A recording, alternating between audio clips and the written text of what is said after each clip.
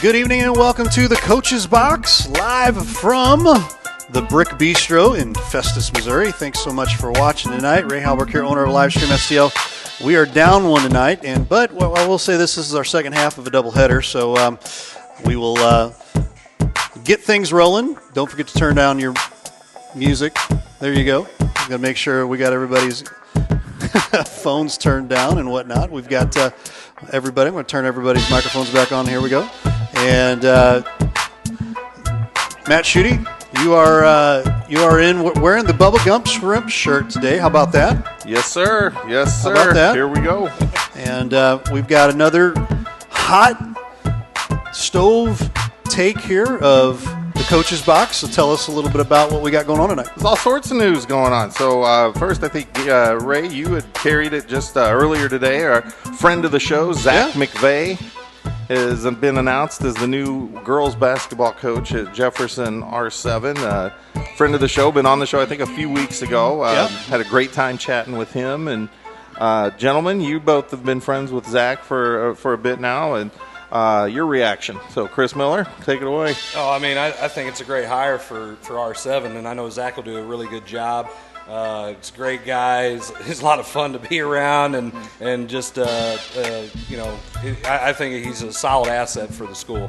I agree, and one thing about Zach is he's very dedicated to younger classmen, and I think he'll develop a program out there from the bottom up, and something that that school's very prideful on their students at every level, and so I think he'll do a really good job out there, and Jefferson's going to gain a quality guy and a quality coach, and they're going to be something to test for. Give him a few years down there for sure. Oh yeah, absolutely. So challenging area of basketball. It just probably got even more challenging with his addition coming in, and going to provide more competition for the Herculaneums and the St. Pius X of the world. So that's one bit of news. Another bit of news sitting next to me here. Chris Miller has signed on with St. Pius X High School. Has been announced and made official as a full-time staff member in addition to his coaching duties.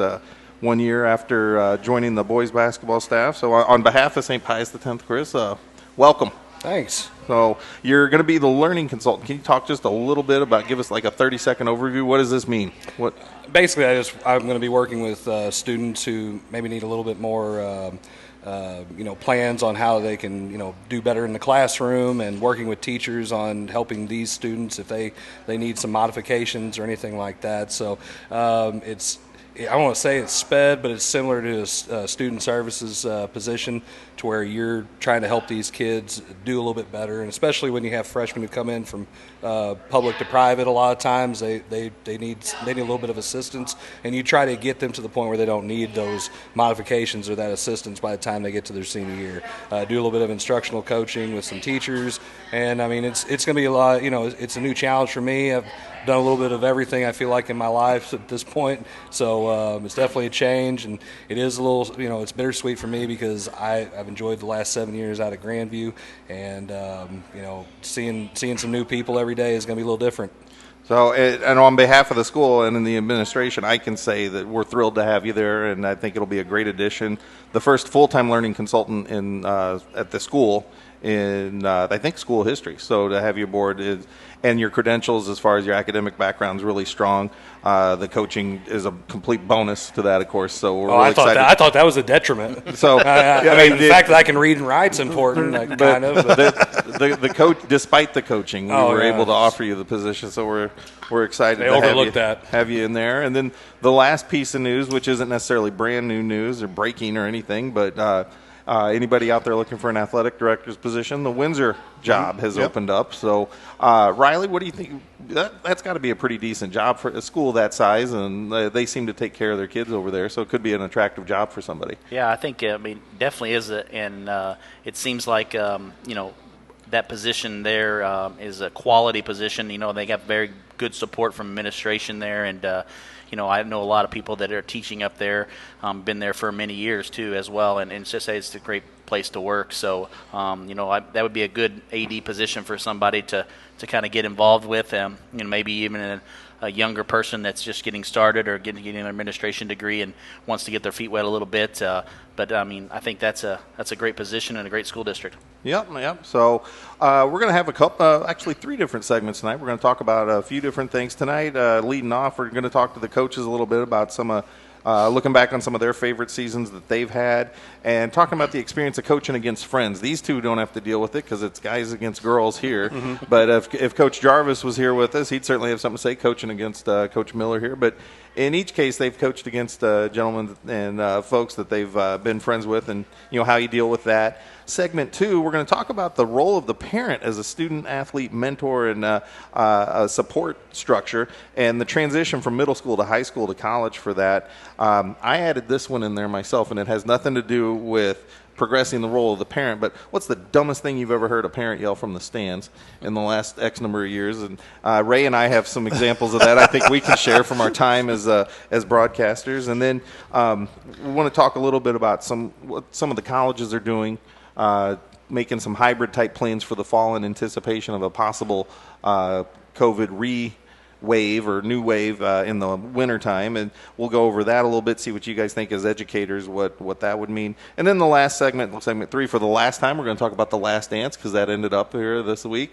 We're going to find out if Riley Blair's caught up on watching The Last Dance. We'll lead in with that. Talk a little bit about Jordan, talk about who we'd like to see next. I certainly think a Jason Jarvis Last Dance special produced by Livestream STL could garner I'm all over that. some reviews. So we'll be doing that, and then talking about questions from the audience. So for those of you out there, if you got any questions about any of those areas, please shoot those out over to us, and we'll see them. Let's see, Ray's got about 30 different channels he's on these days. So if it's Roku, if it's YouTube, if it's Livestream, if it's smoke signals, however you're receiving the show, yeah, we've got them all. Come in and let us know. So gentlemen, let's kind of take it away, and let's talk about this favorite season you've coached. I've got a couple follow-up questions for that, but Riley, let's start with you. How many years have you completed as a head coach? This as a head coach at Herculaneum, this is the 11th year. This will be 11th coming up here. And as a coach, every year is different, and I can't say that I've had a favorite season, but I've had some very memorable seasons. One of my most memorable seasons is the 2011-12 season. First time we were able to get to a district championship game. Had a decent lead with about 3 minutes to go, and our point guard fouls out of the game and had to bring in a freshman. I hadn't had a lot of varsity experience as a point guard, and kind of the wheels fell off and ended up getting beat by one at the buzzer at a district championship game. So very memorable season there. And then, about 3 years ago, we went 22-4, the first time since 1996 that we've had a 20-win season in Herculaneum girls basketball history. We went 22-4, and we're ranked number 2 in the small school in the St. Louis Post-Dispatch for about 3 or 4 weeks there in a row. And so it was a very quality season. We started the year out 14-0 before we got our first defeats, and so it was a fun season.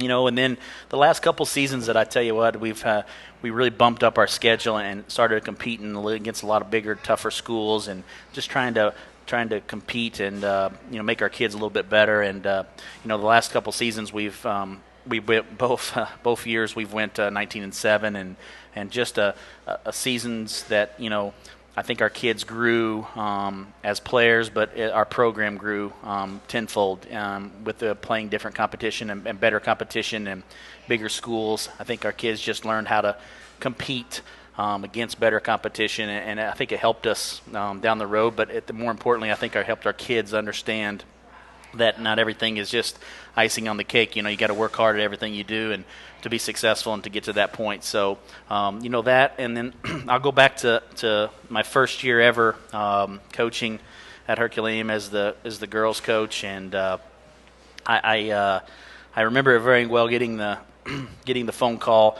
in late June that I was going to be hired as the head girls basketball coach. I was already on staff there as the freshman boys coach and been there for 5 years, and so I kind of knew the program and knew where it was at, and took over for Josh Dorr, who left to go out to Clinton, Illinois, Missouri, and so it was a very memorable season just because it was my first head coaching position, and had a lot of kids that I already knew going in because I had our freshman boys had scrimmaged the girls the year before a lot in practice, and just so I knew a lot of the kids and I knew a lot of the tendencies of what they did. So, but more importantly, I think that season was memorable for me because it gave me an opportunity to see what kind of person and a kind of coach I was, and to learn how to handle different multiple personalities on the female side compared to the boys side. I tell you what, you change a lot of things when it comes to that, and so with that being said, I think that's a favorite season. On the girls' side, I will go back to when I was a boys varsity assistant in 2010. We won a district title there, and first one since I think it was 1996 as well on the boys' side, so it had been a few years. And what a great opportunity for our school, and what a great thing to be a part of that. And it was just an awesome experience to see the excitement amongst the community when that happened, and that a lot of people take that for granted. But I think if you ask any of those kids that were on that team, that's one of the most memorable moments of probably their high school career was winning a district title.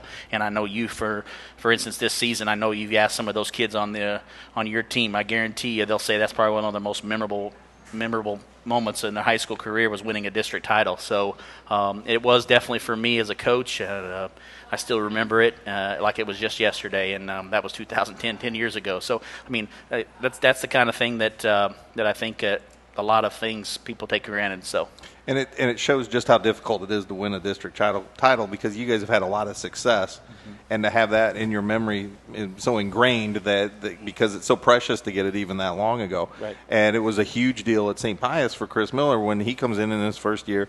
They win the district title because they've been close a couple times but hadn't won one since 2006. So, Chris, did you get a sense of just what it meant to a lot of the people associated with the program when you were able to achieve that and get that win over Caruthersville?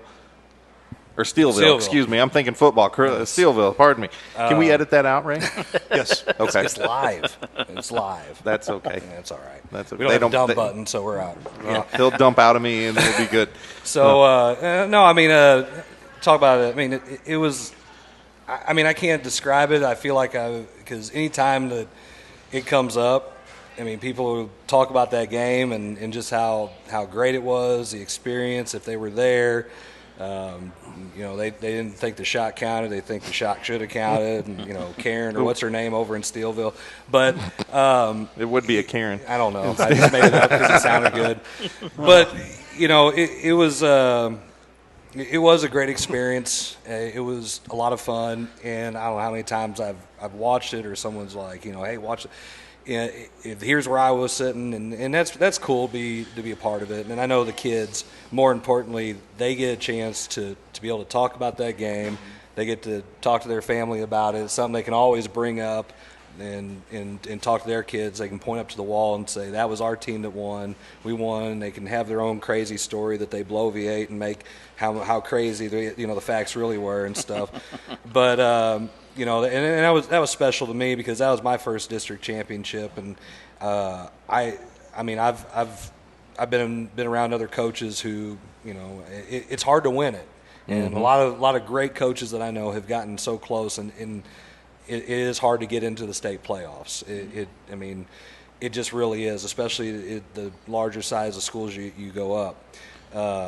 The other time that I had a team that played for a district championship, it was when I was at Ellington. We were 10-15, finished the year 10-15. We somehow upset the 2 seed in the district semifinals, and we were just so fortunate to get to play South Iron at South Iron. And Coach Justin Ford, who's at St. Paul, was part of that team. That's how old I am. He's coaching now, and coaching against him while he was playing. But that was 2009. So it had been that long since the last time one of my teams had played for a district championship. And I think that was one of my biggest takeaways even on that was just how you're just fortunate enough to be a part of it, and don't ever take that time for granted. So, I mean, I've soaked it up with this year, obviously, with winning it, and just because of what it means to the kids, to the school, to their families. That's the stuff that's most important, because I enjoy that part of it. I don't ever sit there and say, this is what I did and look at this. I don't give a crap about that. I like it for them because it's something they can always take back and share with others. I mean, I've had some memorable seasons. Favorite team. One of my favorite teams I've ever coached or been a part of was when we were terrible. Was when Coach Eddie was a senior in my first year at Grandview, and getting a chance to coach with Coach Davis, which is always a memorable experience, no matter what it is. And we had a lot of fun, and we were god awful. We only won 3 games that year and lost 23. We basically had 5 upperclassmen that played, and next kid off the bench was a freshman and a sophomore, and then a bunch of freshmen, and one of them practiced in swim trunks, I think. So it was a very memorable year. That wasn't Coach Eddie. No, it wasn't Coach Eddie. No, but he did.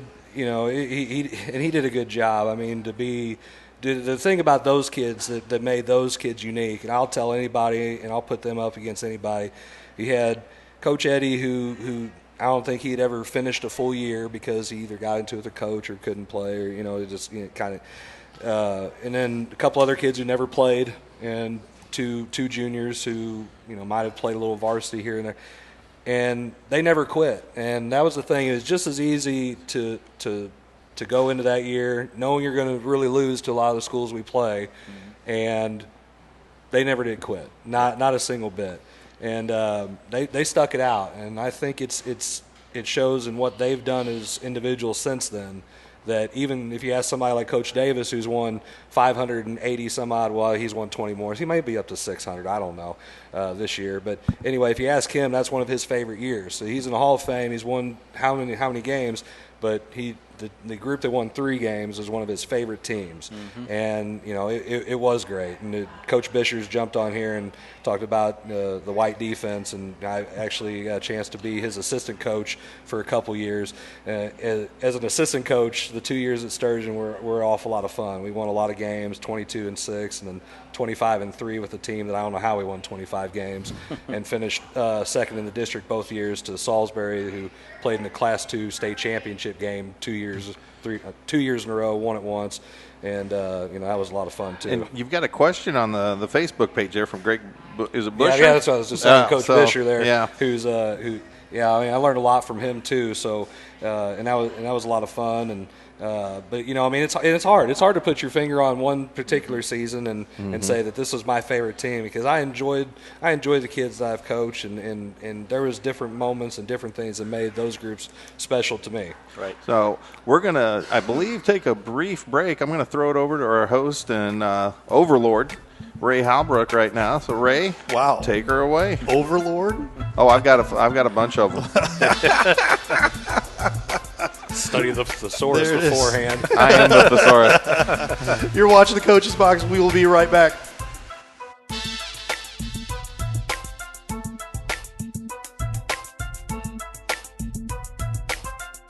This live stream SDL has been a huge asset for Jefferson County sports, in my opinion. I mean, getting these athletes the camaraderie that they're out there and people can see them. I mean, to be honest with you, I got a call from a coach yesterday about one of my athletes that said that they saw some of her games on live stream SDL. Awesome. So, I mean, that right there instilled to me that this is important.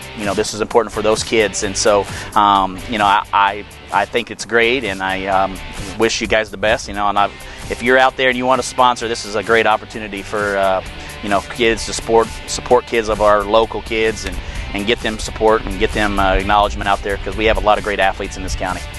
We appreciate that. And at the end of the day, our mission is much the same as your missions, coaches, to help shine a light on these kids. And get them exposure and get their name out there and help them. And if they can advance, they're better off, we're better off as a community, and that's why we're here.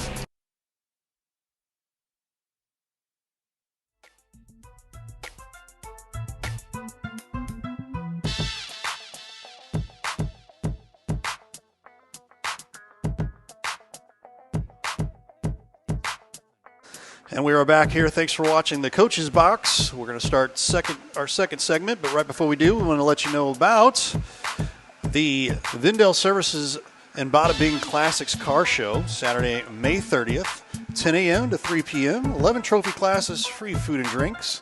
Give Vinny over at Vindel Services, LLC, and Bada Bing Classics a call, 636-638-2500. You'll be happy you did. Car shows are just around the corner with great weather coming, we hope. Also, don't forget, if you're interested in our Roku channel, this is how you get a hold of it. Log into videos.tkdssports.com. Once you do that, it's $4.99 a month, and that's basically about the same price as it costs to go to a high school game. You get a whole month's worth. So check that out, our Roku channel. Much clearer, pictures, and you can re-watch it whenever you like. So check that out, videos.tkdssports.com. We're going to start round 2 here. Mr. Schutte, take it away.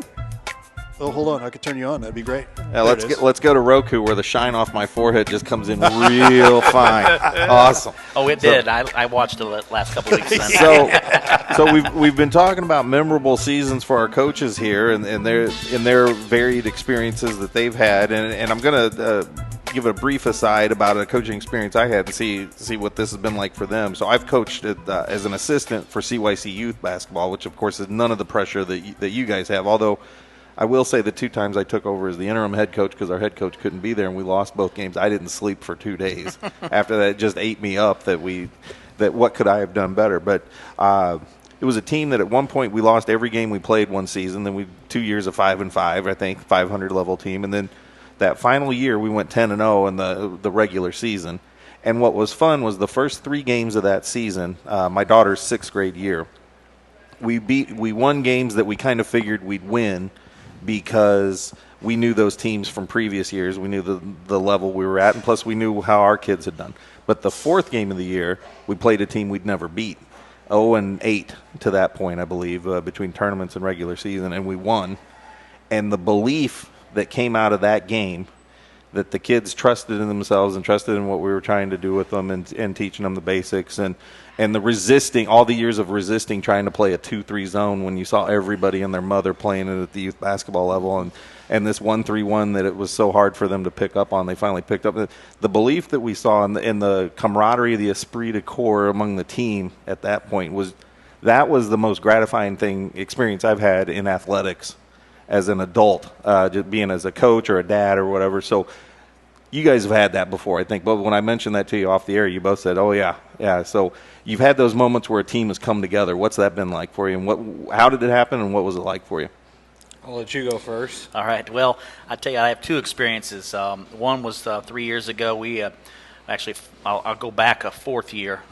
We'd played Principia in the district final game, and they just demolished us. They beat us by 40+, and they had just one of a solid teams, and then ended up running into Whitfield, and Whitfield ended up going and winning the state tournament that year. But I tell you, we got beat so bad that year against them, and they had everybody coming back, and we had everybody coming back the next year, and we played up in their tournament at that year, and went up to their place and playing for the championship game, and it was on a Friday night. I remember it very well. It was snowing outside, and I thought we were not be able to play, and a lot of experiences in itself there. But we came out and hit our first 6 3-point shots, and kind of put a nail right in the coffin early. And I think that our kids realized that we could compete with anybody at that point. And we maintained that lead and ended up winning, I think, by 11 or 12 that night.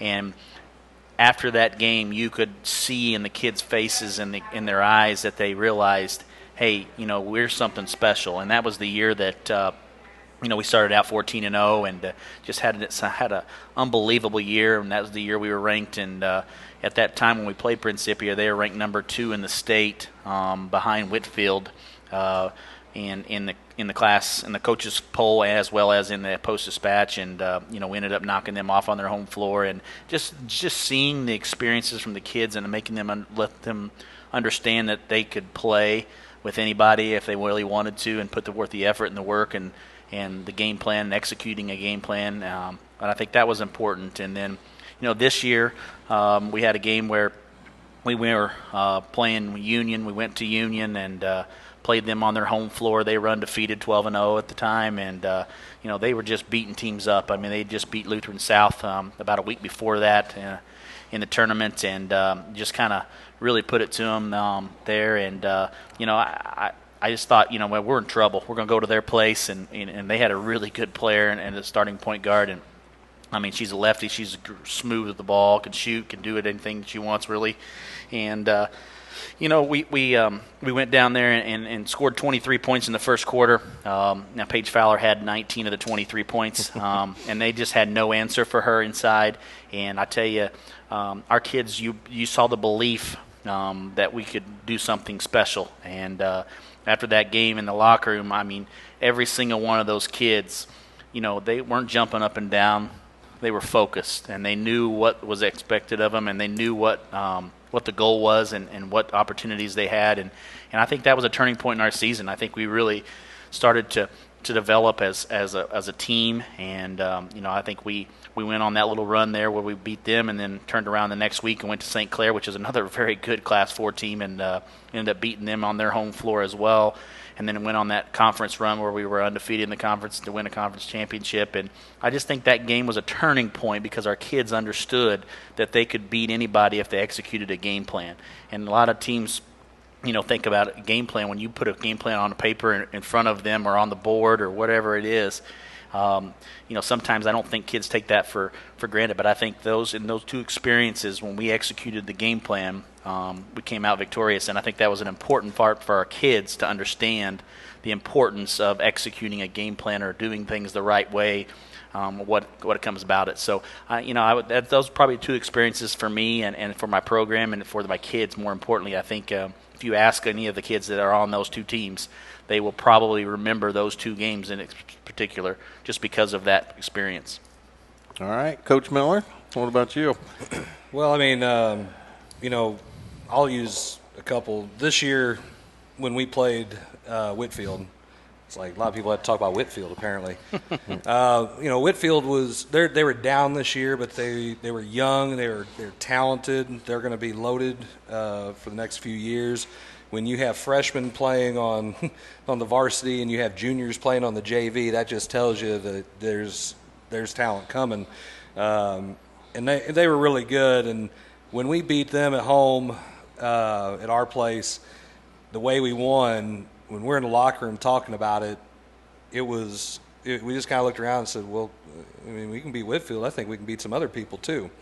And it was just a good moment for our boys because we could always go back to the point where we can play with bigger schools and we can play with teams that are usually really good. Another year that I thought some things really came together. I like to reference that first year I was at Grandview and we were awful, but we were playing R7 that year, and they were kicking our tails like really, really good to the point where they were throwing some lob plays for dunks for some of their players while they're up 40. And I mean, as a coach, you don't particularly like that, but it's one of those things where you just keeping mental notes of this. Oh, yeah. Because now we're going to go back and talk about it and talk about it all off season. And this is a group of kids that hadn't won a conference game in like 3 or 4 years. So there was already enough motivation to beat somebody, and then we, we're obviously a little perturbed, but that's okay. And that next year we played them in the Valley Christmas tournament, whatever it's called down there at Valley Catholic, in the semifinals. And we thought we had a pretty decent group, and we were playing well at the time, and we lost to them by 1 point. And we had a shot the Kobe Klaus had a chance to win the game. He was quadruple teamed, and he missed it. And they were really excited they beat us, and that was pretty close. I mean, we played them pretty close. So again, we're talking about we're right there, fellas. I mean, we get a chance to play play these guys. We're going to play them in another few weeks. We're going to beat them. And we played them at home, and we'd already played 2 conference games at the time, so we hadn't won a conference game still yet, because we played St. Pius, we played Crystal. They were pretty good. We got whipped. But we played R7, and they were pretty good too. And when we beat them in overtime at our place, I mean, our kids were so ecstatic because, I mean, we won. I mean, and this is what we've talked about, and we chipped away at little things, and to watch that group of kids just start thinking, man, we can win this game. We can win other games, and that kind of helped us get on a little bit of a roll. That we saw them again in districts, and we beat them in the first round of districts, and it's really great overtime game again. And then we played Park Hill Central, and when they were good, and I didn't break the rules that time. So, that was what is true. What does that mean? What does that mean? That's a long story for a different show, I think, right? It's like, maybe that's a new segment. It's like, what schools have broken the rules that we can prove? The producer's thrown it to my headset. There's been an automobile accident in Festus. Jason Jarvis heard you say you didn't like it when people were running lob plays up 50 late in the game, and he drove off the road and crashed into some business. So. He also was going to say that I like pressing with my starters in the fourth quarter. But again, stories for another day. So I'm going to audible because Jason's not here. I would really like him to be involved with this discussion about coaching against your friends and with your friends, because I think he'd have a lot to add to it. But I do have a question for you two related a little bit to what we're doing. I mentioned to you I couldn't hardly sleep after the two games I helped win or coach that we didn't win when I was the interim head coach of a 5th grade CYC team, for God's sake. You guys are coaching at a high level here at the high school level in a pretty competitive area. If you think about it from a peaks and valleys standpoint, do you get more satisfaction out of the wins or more angst out of the losses? I get more angst out of the losses. Yeah. I mean, the winning is kind of one of those things where I like to use the Dr. Jack Ramsey thing. If we win, it's the kids, and if we lose, and just summarize it, to lose, it's my fault because we weren't prepared. So I'll end up and I don't even know what sleep is, so I don't know what you're talking about. Sleep Jarvis says 30 up, by the way. I just saw that. 30, 40. Tara Lynn's going to say it's probably 50. But, I mean, on top of the fact you don't sleep, my blood pressure is ridiculously high all the time. When I go to the doctor for a checkup, they'll say, what do you do? What's wrong with you? And it's like, I'm a teacher, I'm a coach. And I'm like, oh, okay. And I mean, it's just, because it consumes you. Oh, and yes. if you take it seriously at all, and I know we both do, because sometimes we'll be texting each other even at 1 o'clock in the morning about each other's games. He'll bounce ideas off me, I'll bounce ideas off him, and that's one of those things. Is you're just sitting there, just. What should we have done different? We weren't ready. It's my fault, and what are we going to do differently next time? Right. I mean, that's how it is. Oh, yeah. I mean, I'll tell you, there's many of nights, win or lose, that I'm always thinking, what should we have done, or moving forward, then we got a game the next night, or we got a game 2 nights after. I'm always looking forward to what's going ahead. So, I mean, after a game, my wife will tell you, I don't sleep very much after a game, because I'm always planning and preparing myself for the next day. So when it comes to games, I mean, honestly, I prepare more at night than any other time. Even for practices, I prepare myself at night, what I want to work on, what do we see tonight, or what do we see today that we want to do a little better, or we want to do something different with. And, so I would say that I personally say that I'm on cloud 9 after we win a big game or a good opportunity to win something, but it shuts off pretty quickly, But I always try to make the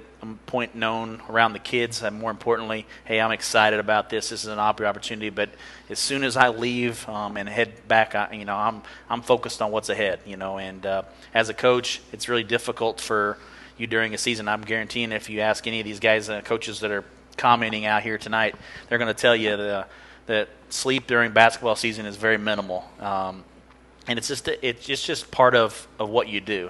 A lot of people say, "Hey, why do you do this?" it changes your whole life for 4 months, and definitely it does. I can tell you my family doesn't see me very often, and when they do, I'm probably sleeping in the recliner for a 45-minute nap. So it's a tough situation, but you know what, I wouldn't be doing if I didn't enjoy it. So and that's part of it. So I listened to a podcast today. It's Doug Gottlieb, a former player, now a noted basketball commenter, and a great podcast. And he did one today with Steve Hawkins, who I think I've mentioned before, who up until recently was the longtime head coach at Western Michigan. And I knew him when he was the head coach at Division II Quincy. And Hawks, he says a lot of great things, as befitting somebody who was a John Wooden disciple. His first job was working as a camp counselor, and part of his job was to drive Coach Wooden back and forth to basketball camp. But one of the things he said that stuck with me, because he was recently let go, he said basketball coaching is a wonderful profession, but a lousy business. Agreed. And one of the thing, and he didn't touch on this particular aspect of it, but one of the things we've talked about before and joked with it a little bit, and obviously it's not something we jump into too deeply, is the role of the parent in the game. And when the parents, to me, can sometimes be like officials. If they're doing their job well with their kids and things, you don't even really notice them that much outside of them cheering in the stands. But one thing with The Last Dance that we'll talk about here in a little bit, when Michael Jordan's cut famously from his basketball team as a sophomore, his mom didn't call the principal. His mom didn't call the coach. She didn't go to the school board and demand he be fired. She didn't go to the AAU coach. She sat Michael down and said, work harder. Yeah. And that was the end of it. And we've all seen that evolution. But talk a little bit about, Riley, I've noticed in particular, it seems like you have a pretty positive relationship with the parents for your team. Do you set expectations with them early? Do you address issues as they arrive? Is it a combination? What's that philosophy for you? I started this a few years ago, and I think it's an important part of my program. And I talk about the family atmosphere of our program, and I treat every single person, whether they're a player, a parent, grandparent, aunt, uncle, cousin, doesn't matter. When you're kid or grandkid or whatever is a part of our program, you're a part of our family. And so I make them understand that, hey, if you have a question or concern, or you want to be involved, or you want to do this, let's get you involved. Because I think more people are less likely to complain and argue and deal with problems when they feel like they have a voice. And I always tell them, hey, I will listen and I will take your advice. And I think it's paid off dividends for me as a coach in my program. I very seldom have issues with disgruntled parents about playing time, or very vice versa. If they do, it's a common thing that they talk about it. We talk about our philosophy and we move on. And I think our parents are very passionate. And if you come to any of our games, I mean, most people will say that our parents are very passionate. You can see when they feel like our kids aren't getting the right opportunity or the right call or right whatever situation, they're not afraid to tell you about it. Is that the right? Yeah. Well, no. I don't know where that would come from, but I think that is a big thing when you try to involve your parents and they feel like they are a part of it. They're a little less apt to cause turmoil, to cause problems, because I feel like that they need a voice as well. I mean, those are their kids out there, and then maybe they don't understand that thing. They don't see their kid every single day in practice, or why they're doing this or what they're doing there. And I just think it's an important part, and I've grown to do that over the last 5 years, and it's really helped out my program, and with our fundraising events and the things that we do. I mean, we have such a huge support, and I think it's important to do it, and I think that our kids thrive off of it. I mean, they see that there's so many parents support in the stands. I mean, we go to a away game, and we went up to Lutheran South for this tournament this season, and their AD up there was like, it's unbelievable how many fans you bring to a basketball game in mid-January, and away, 30 minutes away or whatever. So I just think that that's what it's about, and the parents want to be involved, the parents want to be supportive of it, and I think it's important to get them that way. Coach Miller? Well, I mean, obviously it's hard to wrap up into a little bow, but the fact of the matter is if you're going to watch your kid play, I mean, this is your child. I mean, they are the most important thing to you. So you're gonna be invested emotionally. Yeah. You're gonna be invested with time or money, and you want them to do well. So whenever, they're not playing well or they're not getting to play as much, that's something it should bother you as a parent. Now the question is how you handle it, and I always tell parents, and I'm pretty open to talking to any of them. We can have a chat all you want. And I've had parents who've been very respectful to disagreeing with things that I do. I've had parents who have been very disrespectful. I still listen to either one of them because I know where they're coming from. Their heart's in a good place. Maybe their head's just not in a good one. If they're coming across the wrong way.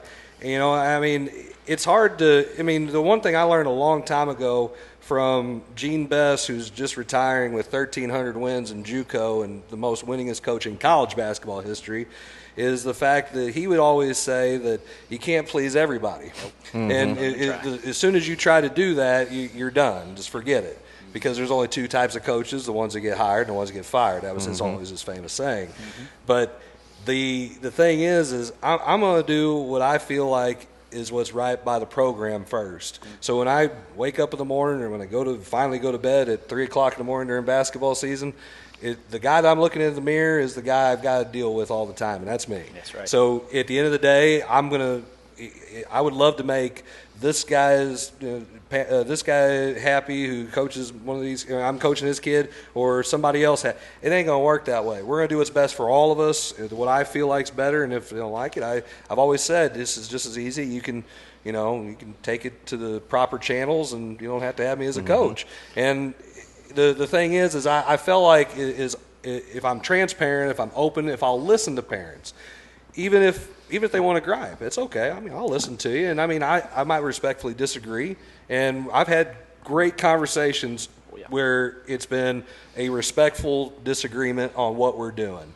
And then at the same time, I've had some that have went from seemed like, oh gosh, this is going to turn out terrible, but then it's turned out great at the end. And then there's some times where it's not going to happen. And that's okay too.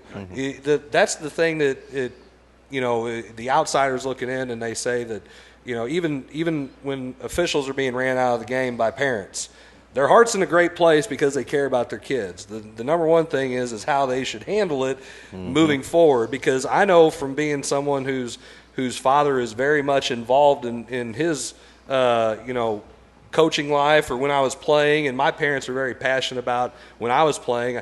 I know they yelled at officials quite a bit. I know how they acted in the stands. Yep. I know how my father can still act. Catholic. Let's not bring that one up either. But the thing is it's how you handle it, because I know that I remember sitting on the bench. I'll have to front him out. When I was in 8th grade, my dad got tossed from a junior high game. Now, there's a long story, and he probably had a good reason why, but we won't get into that. Anyway, he wanted to get to Applebee's early. I remember sitting there, actually standing. I was actually playing. No, this is in Piedmont. There's no I think we need to get into that at the next segment. I think your dad would be an excellent guest, actually. No. Anyway. I'm not saying with you here. I'm saying he might be an excellent guest. So I'm sitting there, and I'm looking next to my buddy. We're standing there at the free throw line. And now this guy's getting tall. He's like, hey, that's your dad. I'm like, yeah, I know. He's like, how do you feel about that? And I'm going, yeah. Jarvis said, no, not your dad. Yeah, he knows. So as a player, I can only assume how tough that is on you to see that happen. Oh, yeah. Because now it's like, great, coach is going to think, he's going to hold it against me. And one thing I will say, any coach worth their salt, just the old saying is, hold the sins of the father against the son. Mm-hmm. I've never treated any of my players different because of how their parents either acted or treated me. Yeah. And that, I don't think that's, you can't do that. So, as a coach, and Riley knows, and Jason I know is going to chime in here, you know where they're coming from. Mm-hmm. You understand that. Mm-hmm. And it's just, you hope to, and I always try to tell them at our parent meeting, if you want to talk to me, I'm very open about it. Just come at it at this level, and we can have a great conversation. And be prepared to hear some truth. That's be prepared. Brad Stevens says he is welcome. He is open to talking to any player anytime about playing time, as long as they're willing to hear the hard facts about what the playing time's about. Now, remember what he said though. The player. He didn't say he's going to talk to the parents. Yep. That goes. I bet you all the money I don't have in my pocket. Yep. That's exactly the case too. And we're getting Grammy music off the stage, which is our sign that segment 2 is over.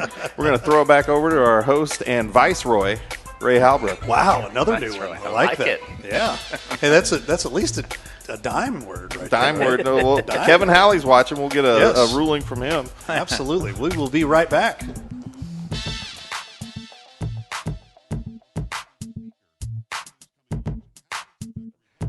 What you guys do for Jefferson County sports, it doesn't go unnoticed by the coaches in all appreciate that. sports. Yeah, I all appreciate sports. that. You know, I have a lot of friends that are head, basketball coaches, and I've been, of course, around Jefferson County all my life and followed all kinds of sports, even before I got into the coaching. So what you guys do to help promote it with the kids is unbelievable, and we appreciate you guys. Yeah.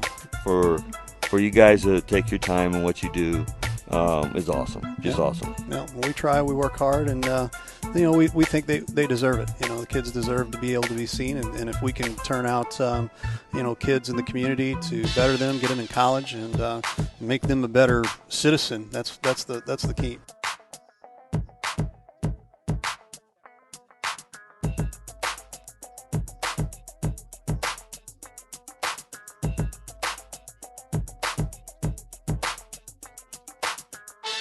Hey, thanks for watching the Coach's Box. Ray Halbrook here. We wanted to let you know a little bit about our Roku channel. Any of my boys over? I know Riley. Riley, you got the Roku channel, right? Say that again. Yes, I do. And tell us a little bit about the Roku channel. Well, I talked about it every week, but I think it's the clarity of it is amazing. I tell you what, it's so crystal clear in the audio, the visual. Everything to do with it is phenomenal. I go back and watch. You were talking about the clarity of the bald head. I think it definitely it definitely shines on Roku. That's for sure. I wear a Boy. hat for a reason. Boy, I'm just dying to go into Roku now. There you go, right there. It's like when the silent movies went to talkies and Douglas Fairbanks' career just went done. High def is killing me. There you Take go. pride in that thing. That's Take right, pride that's in that right. thing. So get a hold of our Roku channel, videos.tkdssports.com. Once you log in there, you'll go to the TKDS Sports Network. $4.99 a month. The price of one game, one high school game. You can't beat that. You get that for a month every month. So check that out. Videos.tkdssports.com. Also, don't forget about our car show. Just literally like 2 blocks away from here is where this is going to be. Vindel Service is Bada Bing Classics Car Show. Saturday, May 30th, 10 a.m. to 3 p.m. 11 trophy cases or classes. Free food and drinks. Get a hold of Vinny. Jason Jarvis says it's shining right now.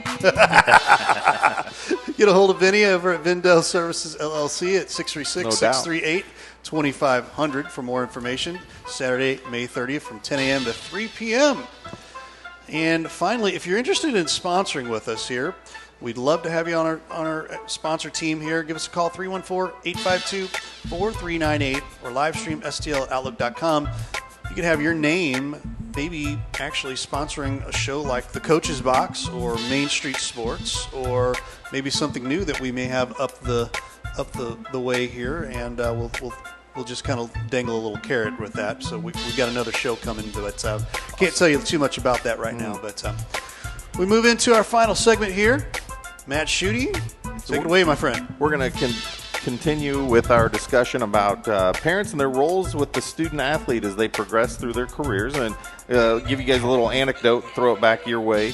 Coach Eric Lawrence, who's now the athletic director at Bayless High School, but your predecessor, Coach Miller at St. Pius X with boys basketball, was telling me a story about a student athlete he'd had whose dad during the games would coach from the stands. Yeah. And advise his son on the ways to run a play that was not necessarily in congruence with how the play should actually be run. And Eric pulled him aside during the game, during a timeout, and the whole focus of the 20-second timeout was to tell the young man, you can make your father happy or you can make me happy, and only one of us controls your playing time. And was the point received? I think it was. It sounded like it was. But what we want to talk about a little bit is the parent of the student athlete as they proceed from from middle school, where the main role is to get them to the games, find a team for them, get them to the games, get them to practice, to high school, and then possibly on to college. Every middle school parent, right, that has a student playing a sport thinks their kid's going to play in college, and we know that unfortunately it's just not always possible for everybody. But what do you see as the responsibilities of the parents? What are examples of what you see as a great situation as far as what the parents are doing to help their student athletes? Well, I think first and foremost, like you kind of alluded to, especially when they're younger, get them in the gym, get a basketball in their hands. That's when you invest all the time that you need to with them, is when they're younger, because they need to know, like, again, I use a lot for my own personal standpoint. My dad was a great player in his day, in his time. I didn't particularly like basketball for a long time until he moved to South Iron and everybody played. So, to not only get a little popular, I guess, and to have something to do with the people I was friends with, they all play basketball. It was the pickup chicks. So there was a lot of that too. It's like, who are you? You don't play basketball, Okay. And then whatever. they'd find out what kind of tractor you guys had and knock you right back down the social. You drive a Ford, you're okay. Take my So. tractor, sexy. Yeah, I made that song happen. So when you're, Oh my gosh. I have jokes for days, guys. So Call it like we see it. That's where we go. So, not only that, I wanted my dad to come watch me play, and I wanted him to take an interest in the sport. So, it became an all-encompassing thing with him. He invested his time to watch me and to critique me, and boy, did he. And, that's when it's important to do that, is at that young age, because then the kids know that you care and that you want to be involved. Right. And in my opinion, and anybody can correct me or jump on and comment about it if they want and say I'm stupid, don't know what I'm talking about, but as they get older, you have to become more hands-off, because if all of and I've had many, many, many parents who've wanted their kids to play at the next level. And it is extremely difficult. The 2% of high school graduates that move on and play sports at the next level, 2%. The fact that it is that hard, and I've had, again, college coaches that I've talked to, or just even being around Coach Best whenever I was, getting into teaching and coaching. You don't talk to the parents. You're not running these things like, okay, well, we're going to run this offense. And if a parent disagrees with the college coach, he don't really care. Nope. He doesn't give a rat's behind about it. Right. So at that point, when they become high school players and juniors, you've got to be more hands-off and almost bite your tongue, because what is that going to do to that kid as he's being recruited? If he is good enough to play that level, when you hear Mr. So-and-so in the stands or Mrs. So-and-so in the stands, it's going to be like, was that kid's parents, coach? Yeah, that was. Oh, okay. Done. See ya. We've all seen examples of kids if the parents are jumping in the wrong way, that it might be costing them a chance to get looked at. Absolutely. I know for a fact it's happened to not my players necessarily, but I've seen it happen to other players, because their parents are so involved in the wrong way at that point, when it should be more let the coaches coach and we support our kid. And you can have those conversations to where it doesn't make you look like a horse's butt and doesn't put a negative light on your child, because nobody wants to recruit a kid who's got that kind of baggage. Unfortunately, I wish it wasn't the case, but it is the case. Right. I know, and as for me, I think that the biggest thing about the difference progression between a middle school and a high school kid, I think, and you talked about it very well, the much as they can get in the gym and have a basketball in their hand and learning the fundamentals. There's nothing worse than getting a kid at the high school level that's never knew what a triple threat meant, or any of that, or played a defense when you're defending the ball, you're defending with the opposite hand, and when they shoot, just all those things. I mean, those are some fundamental stuff that is very difficult when you are understanding that they're transitioning from a middle school to high school, that they should already know those things. And when they get to you as a high school coach, you're wanting to work about X's and O's and different things that you want to focus on. So I think that in itself, as a parent, if I can tell you anything at the younger age group, get a basketball in their hand and teach them the fundamentals. Dribble, passing, and shooting. I think those three things need to be focused in your brain as soon as you start playing basketball at whatever age that is. I think those three things need to be developed and developed and developed until they are thoroughly in your head exactly what you're doing. And I think that's important because it all know that, but it teaches them the understanding that not every single time are you going to, be able to dribble the ball, or you're going to have to pass, or you're going to have to shoot. So it just makes them understand that the game is just more than shooting. And I think a lot of kids think now today it's all about shooting.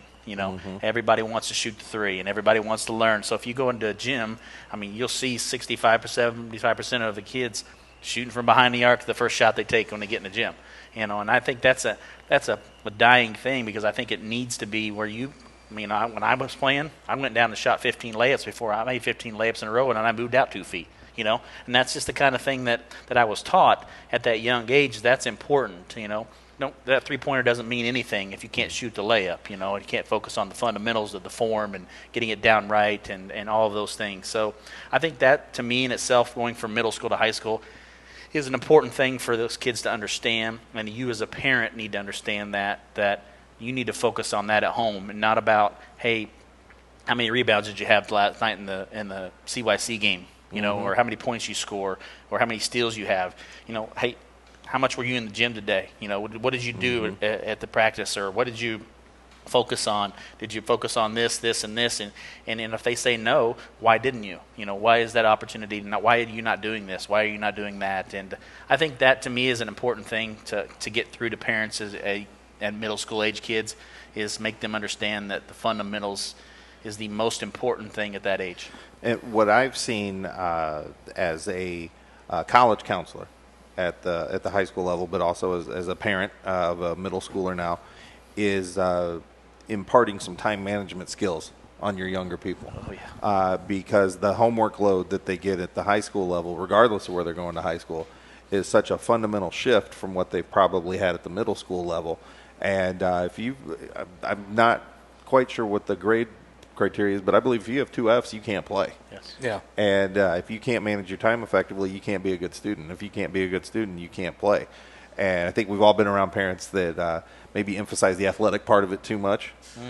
Certainly there's those that rightly emphasize the academic part really hard as well. But finding that balance, I think, is an important part. And I learned something from Tilden Watson, the athletic director at St. Pius. It was an informative discussion he was having with a young person that mentioned that they'd like to maybe play ball in college someday. They'd been in the wellness center with them, and he goes to his whiteboard. He's with that whiteboard like you are with your legal pads. He really likes his whiteboard. I have a couple. And so he draws a table, and there's 4 spots on it, 5 spots on it. And he said, okay, we're going to count to 100, 0 to 20 on each of these. How hard do you play in a game? And the kid, of course, says 20. Out of 1 to 20, he says 20. And says, okay, how hard do you practice? 20. And the dad gives him a nudge. 18, 17, doesn't practice quite as hard as he always should. Okay, how often are you in the weight room? And Coach Watson runs the weight room there, and the kid knew the answer to that and hung his head. 10, and Tilden said, we're going to give you an 8 on that. How's your academics? Academics? Quizzical look on his face, and said 10, and said, okay, we'll give you the benefit of the doubt there. We'll give you that. How's your nutrition? And the kid looked at his dad right away, and parents were looking back and like, well, what's that matter? And Tilden said, that's the foundation for the other 4. So if you don't eat right, you're not going to practice well. If you don't eat right, you're not going to perform well in a game. If you don't eat right, you're not going to be focused on your academics because you're going to be tired or you're going to be wired or something like that. Right. And we knew that this was the kind of kid that's eating 20 pizza rolls a day, and that's a balanced meal for them. Sack of McDonald's right after they worked out, which just completely nullifies what they did in the weight room. So they were adding up to well under 100. And he said, if you're not hovering near 100, you've got no chance to play ball in college. As it is, you're going to struggle to succeed as a student in college, let alone be an athlete. Yeah. So it was informative to see that because it also got the parent thinking, too, and that led to a follow-up discussion. How can I help them eat better? Well, it's funny. I had a discussion, matter of fact, with one of my parents the other day on the phone, and he was discussing about his son playing and what he could do to be better. And the first thing I told him, I said, well, he needs to be better in the classroom. And he struggled in the classroom this year. And I've had players who go to the next level who didn't take the academic side seriously all the way through because they put a lot of emphasis on athletics, and rightfully so. If you want to get to that level, you obviously got to play. Right. But at the same time, how much better would your scholarship have been if I would have got the book stuff done too? I mean, there's one thing if you can play, but can you learn? Can you show that you've learned? Is your grade point average high? Is your ACT score where it needs to be? And and one of these parents came back and said, "Man, I really wish I'd have focused on that a little bit more because it's costing money now." Right. So I mean, that's something that parents should understand. I mean, so all this time you're putting in with your kid, like you said, make sure they're doing the stuff they need to be doing too. Eating right, and getting their homework done and learning in school, which is kind of important, especially if you want to go to college, where there's a lot of learning that you have to do. And if you're not doing well in the classroom in college, for a lot of these students, like we've got young men that are going on to play college basketball, but for the most part, they're combining academic awards with athletics. And if they don't keep their grades up, they're losing that athletic or that academic scholarship, and they're not going to get to play. Yeah. And they're not even going to get to practice. They've got that foundation needs to be laid. And a big part of that's just helping the students manage their time effectively. Well, and Riley can probably speak to this too, is if I know a kid's can manage their time and they're getting their stuff done and they're putting the time in, I can see the improvement in basketball, that tells me that I've got a player here that I can invest in. Right, right. And it also speaks to maturation. Oh, yes. Oh, yeah. And as a parent, if I can tell you something being a high school kid that wants to play at the college level, and I've talked to a lot of college coaches, and they'll tell you two things that are biggest criteria for them as a student athlete is, one, your desire to work hard every single day. There is not one day you can take off. And I think as a parent, if your kid is wanting to be playing at the college level, they've got to understand there's no days off. You can't come into the gym and say, "Oh, I just don't feel like practicing hard today." That's not going to be acceptable from a college coach. They're paying you a college education to come out there and play and give your best effort every single day. It's your job. Yeah, exactly. It's your what job. It is You go to your essentially a job job. and it's like, hey, boss, I just don't feel like Even doing at the it. Division III level. Oh, the it kids don't are putting matter in what the level work. it is. Yep. Yeah. And Division III, NAI, JUCO especially. Oh, yeah. Because that's such a cutthroat world where those kids are trying to get in for a 4-year school to finish up, and that can be the Wild West. as far as that I'm goes. going to say that there's a very big misconception about the level of talent that's at JUCO. Oh, there's players. Between conversations I have with parents, well, he can just go play JUCO, and it's like, No, it doesn't he work that way. can't. No. There's some incredible athletes. And I at think the junior other college thing level. that I could tell a parent that wants their kid to be a college athlete is to take serious college. Because a lot of college coaches will tell you that they don't want to see you out at 2 o'clock in the morning at a bar or at a club or whatever that nature is. I mean, when you step foot into college as a college athlete, you got to take it serious. And that is every single day. Everything you do can be scrutinized at that point. And everybody's watching. And everybody knows where you're at, what you're doing, how you're doing, who you're with, and it all matters at that level. So if I can tell a parent, tell your kids, that's the two most important things to me as a college coach has always told me those two things are most important when they're looking at kids at the next level besides academics. Those are the two things. I've had a college coach call me. I've related on this show before, but I think we've all had the same experience. They never call to ask me if the kid can play because they know. They wouldn't be calling about him if they didn't think they could play. You got it. Do they work hard? Are they coachable? And sometimes, how are the parents? Yeah.